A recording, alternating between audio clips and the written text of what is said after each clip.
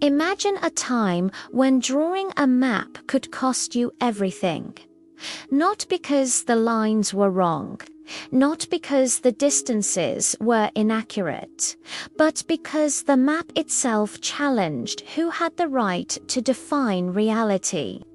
We are often told that the Middle Ages believed the Earth was flat, that medieval Europe lived in intellectual darkness, terrified of scientific truth, that anyone who dared to say the Earth was round would be silenced, punished, erased. But this story is not only wrong, it hides a far more dangerous truth. The real heresy of the Middle Ages was not the shape of the Earth, it was the power to describe it.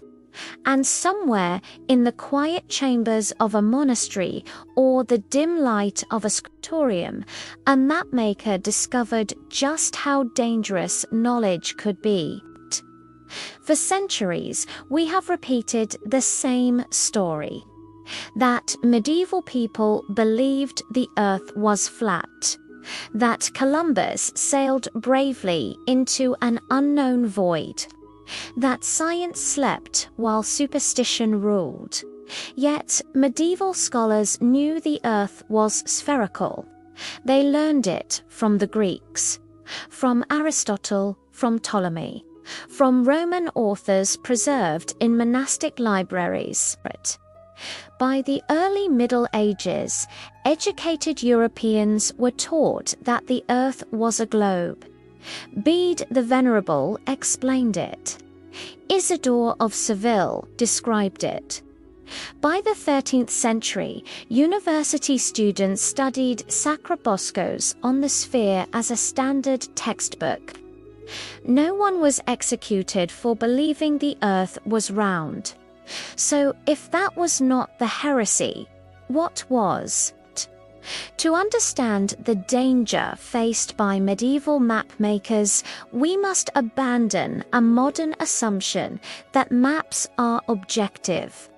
In the Middle Ages, a map was not a tool for navigation, it was a statement about meaning. Most medieval maps, the famous mappa mundi, were not designed to show distances accurately. They were designed to show order. Jerusalem at the center, paradise at the top, east placed above west, because that was where creation began. Monsters at the edges, where certainty dissolved into mystery. These maps were theological diagrams. They taught viewers how to understand the world, humanity's place within it, and God's design for history. To change a map was not to correct an error. It was to challenge a worldview. Imagine a mapmaker in the 12th or 13th century. He may have been a monk or a cleric trained in mathematics. Perhaps a translator working with Arabic texts arriving from Spain and Sicily. He reads Ptolemy, he studies Islamic astronomy, he learns of latitude and longitude, of a world measured by angles, not allegory. At first, his work seems harmless. He redraws coastlines, he adjusts proportions, but he experiments with grids. But slowly, something changes. His maps begin to lose their symbolism. Jerusalem shrinks. Paradise disappears. The world becomes measurable.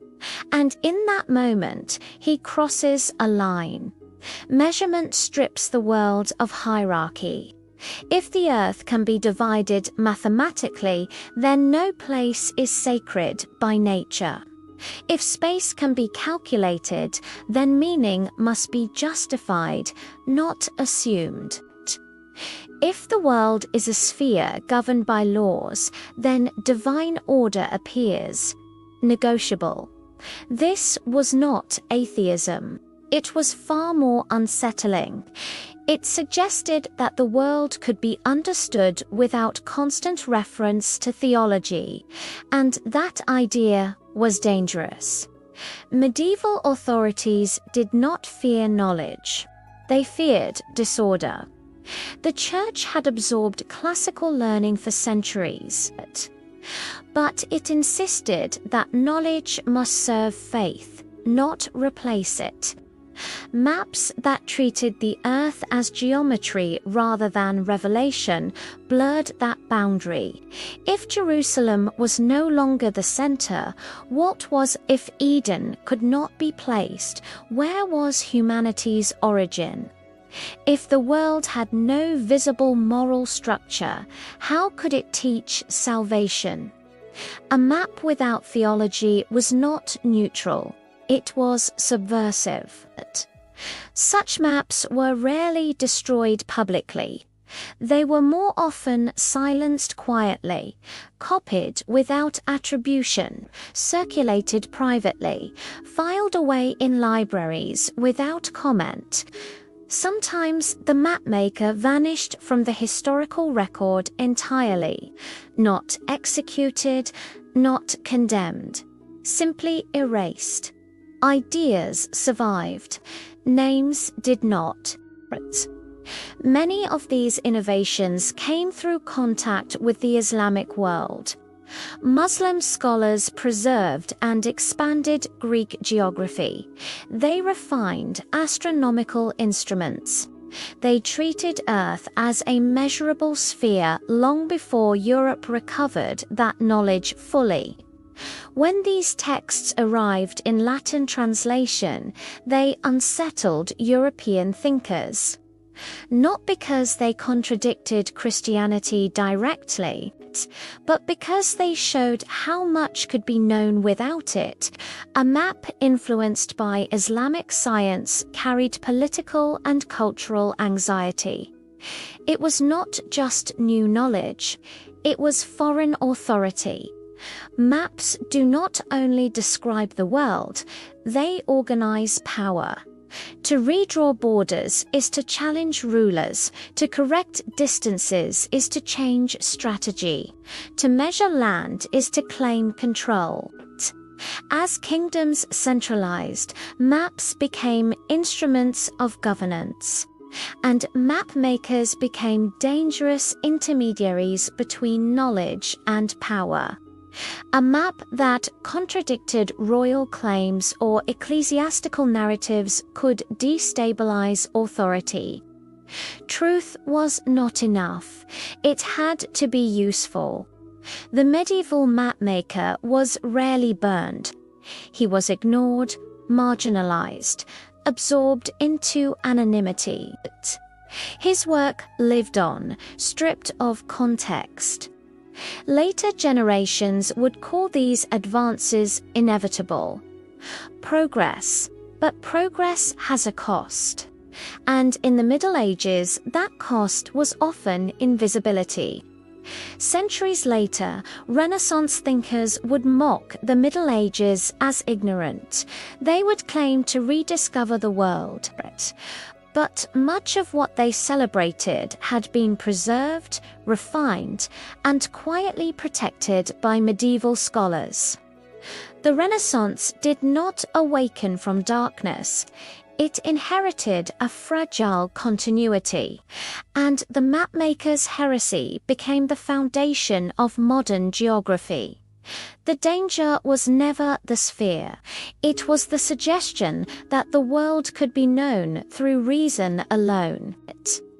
That meaning could be constructed, not revealed. That authority could be challenged by a ruler, a compass, and a mind trained to question. The mapmaker was dangerous because he showed that truth had structure, and structure did not always align with power.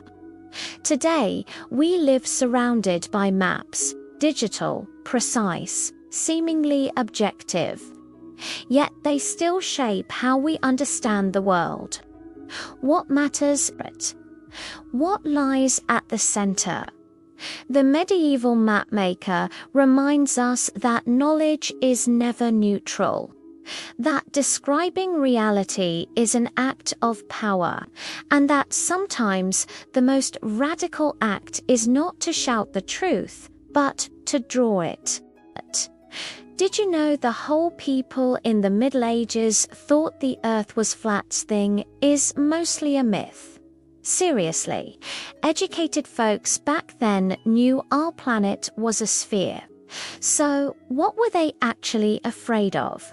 It wasn't falling off the edge of the world. Their real fear was a world that could be measured and understood without God or the Church at its center.